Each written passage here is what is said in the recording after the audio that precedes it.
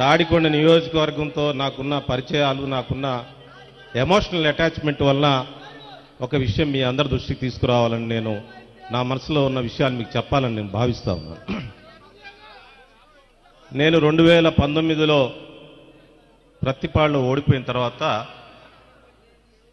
నేను ఒక రాజీనామా పత్రాన్ని సమర్పిస్తూ దానిలో కొన్ని విషయాలు మెన్షన్ చేశాను. దానిలో ఒక విషయం ఏంటంటే, భవిష్యత్తులో ఎన్నికల రాజకీయాలలో నేను తట్టుకోలేను, నేను ఆర్థికంగా చితికిపోయాను, భవిష్యత్తులో ఎన్నికల రాజకీయాలకు నేను వెళ్ళనని చెప్పాను. కానీ నేను వైఎస్ఆర్సీపీలో చేరిన తర్వాత ఈ నియోజకవర్గంలో జరుగుతున్న అనేక పరిణామాల వలన జగన్మోహన్ రెడ్డి గారు ఎందుకు నిర్ణయం తీసుకున్నాడో నాతో ఏం సంప్రదించలేదు.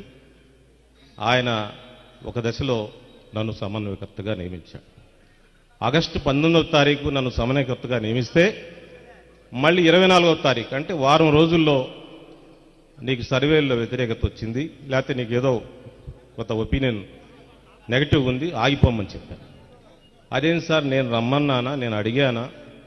మళ్ళీ 1 వీక్లో ఎట్లా ఒపీనియన్ మారుతుందని చెప్పి ఆ పెద్దల్ని నాతో మాట్లాడిన పెద్దలతో నేను మాట్లాడడం జరిగింది. సరే, వాళ్ళు చెప్పే కారణాలు వాళ్ళు చెప్పారు.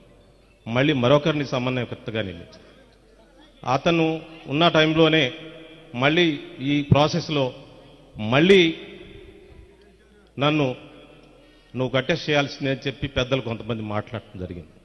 తాడికొండకు నువ్వే అభ్యర్థి అని చెప్పారు, పెద్దలంతా చెప్పారు, ముఖ్యమంత్రి గారు సహా అందరూ చెప్పారు. నేను మొదట్లోనే నాకు ఆర్థిక పరిస్థితి బాగాలేదని చెప్పాను, ఎన్నికల రాజకీయాలకి నేను దూరంగా ఉంటానని కూడా చెప్పడం జరిగింది. కానీ పార్టీ అనేక నిర్ణయాలు అలా తీసుకుంది. తర్వాత పరిణామాల్లో సుచరిత గారిని మళ్ళీ నామినేట్ చేశారు మన కర్తవ్యం.